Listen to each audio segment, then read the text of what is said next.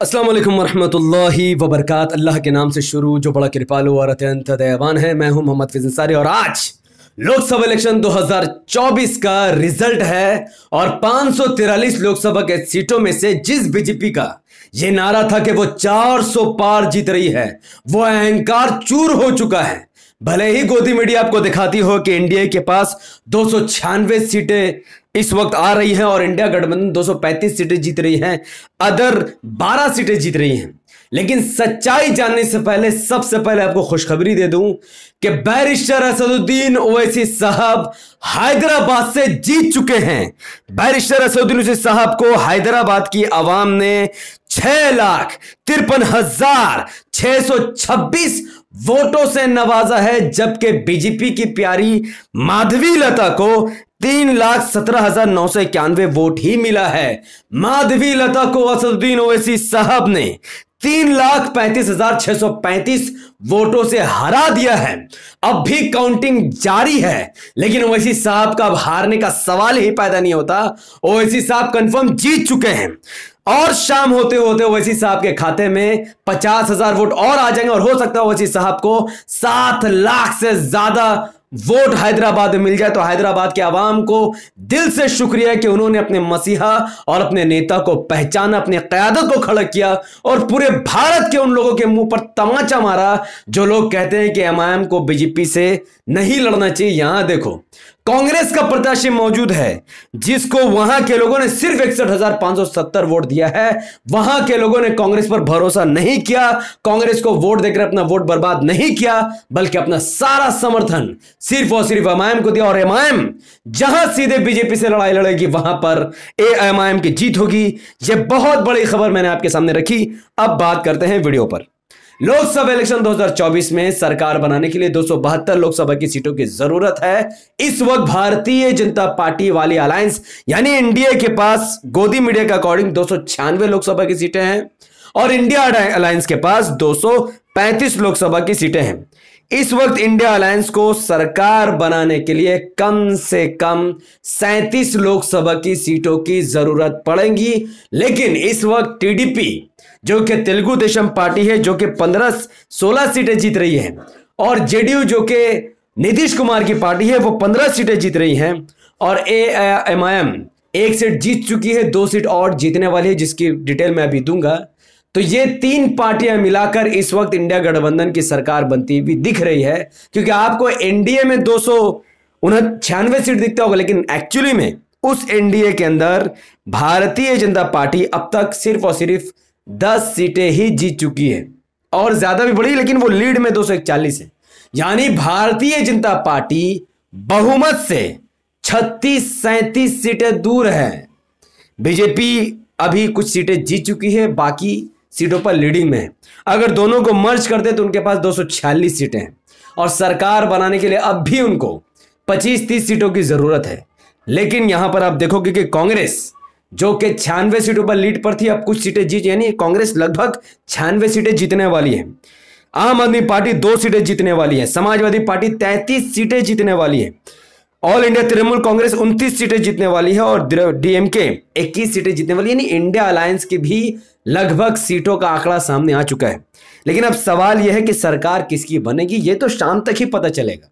अगर टीडीपी और JDU India alliance में आ जाते हैं तो यहां पर इंडिया अलायंस की सरकार बन जाएगी, क्योंकि गोदी मीडिया के अकॉर्डिंग इंडिया अलायंस के पास 235 सीटें हैं। चलो मान लिया इंडिया 235 के 235 सीटें जीत जाती है। अब इंडिया अलायंस को सरकार बनाने के लिए 37 सीटों की जरूरत पड़ेगी। तो आप टीडीपी के 16 सीट जोड़ लो, जेडीयू के 15 सीट जोड़ लो, एमआईएम के 3 सीट जोड़ लो, तो 272 सीट हो जाते हैं, क्योंकि अभी तो वोटिंग बाकी है। अभी बीजेपी एनडीए से काफी सीट घटेंगे, काफी सीट कांग्रेस का बढ़ेगा, इंडिया अलायंस का बढ़ेगा, तो ये शाम तक पता चलेगा। लेकिन एक्चुअली में अभी सरकार इंडिया अलायंस बना सकती है, पाला इंडिया अलायंस के पास है। लेकिन बड़ी खबर यह है कि मोदी जी का घमंड टूट गया। जो बीजेपी 400 पार के नारे लगा रही थी अपने दम पर, बीजेपी 400 पार, वो बीजेपी 400 पार तो छोड़ो, बहुमत का आंकड़ा भी नहीं छू रही है। 272 में सरकार बनती है और बीजेपी सिर्फ और सिर्फ 246 सीटें ही जीतने वाली है। जो सरकार बनाने के लिए 272 सीट की जरूरत है, बीजेपी 272 भी नहीं ला रही है भाई। यानी बीजेपी अकेले तो सरकार नहीं बना पाएगी। अब ये राहुल गांधी जी के ऊपर है, इंडिया अलायंस के ग्रुप के ऊपर है कि वो कैसे टीडीपी और जेडीयू को मनाते हैं और अपने इंडिया अलायंस में लाते हैं, और क्या वो एमआईएम से समर्थन मांगेंगे, क्या दारुस्सलाम राहुल गांधी आएंगे, ये शाम तक ही पता चलेगा। उसके अलावा एमआईएम की दूसरी सीट किशनगंज बिहार में, वहां पर भी अच्छी खबर है कि वहां पर इंडियन नेशनल कांग्रेस के मुस्लिम प्रत्याशी को 2,18,241 वोट मिला, जबकि दूसरे नंबर पर जनता दल के प्रत्याशी है जो कि मुजाहिद आलम है, उनको 1,98,643 वोट मिला, और एमआईएम के प्रत्याशी अख्तरुल इमान साहब को 1,83,232 वोट मिला। सिर्फ 35,000 वोटों से एमआईएम के प्रत्याशी यहां पीछे हैं। अभी भी काउंटिंग जारी है क्योंकि इस सीट पर 7 लाख 8 लाख लोगों ने वोटिंग किया है और अभी कुल वोट मोटा मोटी 5 लाख ही पड़ा है। अभी 2 घंटा में पता चल जाएगा कि किशनगंज में एमआईएम की जीत हो रही है या फिर नहीं।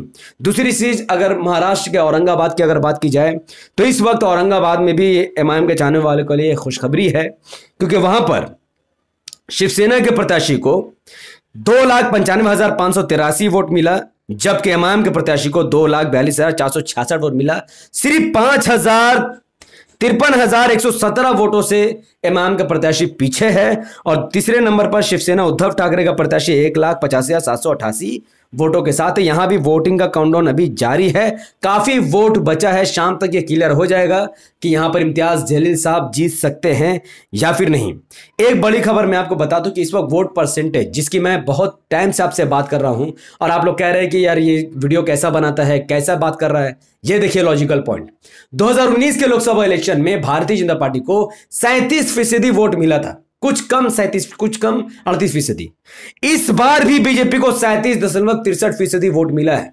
जैसा कि मैंने कहा था कि बीजेपी के पास अपना एक कोर वोटर है 37% वाला, वो 37.63% वोट इस बार भी बीजेपी को मिलेगा। अगर वोट ना बटे ना कटे तो बीजेपी 205 सीटों में सिमट जाएगी, और वही होता हुआ दिख रहा है। बीजेपी 400 सीट नहीं जीत रही है, बीजेपी इस वक्त 205 सीटें कंफर्म जीतेगी और बाकी सीटों पर बाद में ही पता चलेगा, लेकिन 205 सीट तो बीजेपी जीतेगी, यह तो तय है।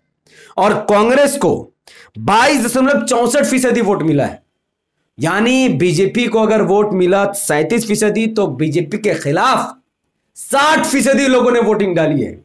तो इंडिया अलायंस अब भी सरकार बनाने के लिए सक्षम है। तो इंडिया अलायंस को अब टीडीपी और जेडीयू का साथ लेना पड़ेगा, क्योंकि इंडिया अलायंस 235 सीटें, 238 सीटें लगभग वो जीती रही है, इसमें कोई शक नहीं है। जेडीयू टीडीपी का साथ वो ले ले, एमआईएम का साथ वो ले ले, अभी तो एनसीपी को मैंने, ये सब इसमें इंक्लूड है। तो आप समझ सकते हैं कि इस वक्त देश में मोदी का अहंकार टूटने वाला है, और अगर बीजेपी सरकार बना भी लेती है तो वो उस तरीके से पावर में नहीं है, कभी भी उनकी सरकार गिर सकती है, क्योंकि बीजेपी तो बहुमत से है ही नहीं, बीजेपी बहुमत से जीत ही नहीं रही है। गोदी मीडिया आपको इंडिया इंडिया दिखा रही है, अगर वो बीजेपी दिखाएगी तो बीजेपी बहुमत से नहीं। हालांकि गोदी मीडिया, आप ध्यान से अगर नीचे की तरफ देखोगे तो गोदी मीडिया ये आपको दिखा रही है कि किस तरीके से बीजेपी 246 सीटें ही जीत रही है। बस ये 246 अभी कटेगा, बढ़ेगा नहीं, अभी बढ़ने का सवाल ही नहीं है। बीजेपी 246 से घटकर 205 तक भी आ सकती है, लेकिन बीजेपी बहुमत से सरकार में नहीं है, और यही भारत के लोगों के लिए खुशखबरी है, क्योंकि यहां पर सरकार कांग्रेस बनाए, बीजेपी बनाए, पर ऐसा बहुमत हो कि कभी भी वो गिर जाए। ऐसा ना हो कि वो अपने अहंकार का इस्तेमाल करते हुए संविधान को बदल दे, इस देश के कानून और न्याय व्यवस्था को बदल दे, ऐसा नहीं होना चाहिए। तो ये भारत के मुसलमानों के लिए, भारत के लोगों के लिए खुशखबरी है कि बीजेपी तो इस वक्त सरकार बनाने के लायक नहीं है, और बनाएगी भी तो काफी कमजोर सरकार होगी जो कि 1-2 साल में गिर जाएगी। लेकिन शाम होते होते इंशाल्लाह ये पूरा मामला क्लियर हो जाएगा कि एक्चुअली में सरकार कौन बना रहा है। मैं फिर से कहता हूं कि इंडिया अलायंस 238 सीटें जीत रही है, उनको टीडीपी के 16 सीट और जेडीयू के 15 सीट की जरूरत है, और एमआईएम के 3 सीट की जरूरत है। ये तमाम पार्टियां अगर मिल जाती है तो इस वक्त इंडिया में एआईएमआईएम के साथ समर्थन वाली सरकार बन सकती है। कौन सीएम बनेगा अब तो शाम में ही इंशाल्लाह जिक्र होगा। इस वीडियो को ध्यान से देखने और समझने के लिए बहुत बहुत शुक्रिया। जो बातें मैंने आपको बताई मुझे यकीन है आपको यूट्यूब में कहीं भी नहीं दिखी होगी। कोई एमआईएम की चर्चा नहीं कर रहा, क्योंकि एमआईएम को कोई भाव देना नहीं चाहता। एमआईएम को मुसलमानों से जोड़ा जाता है, एमआईएम न्याय करने वाली पार्टी, इसीलिए कोई इनको भाव नहीं देता।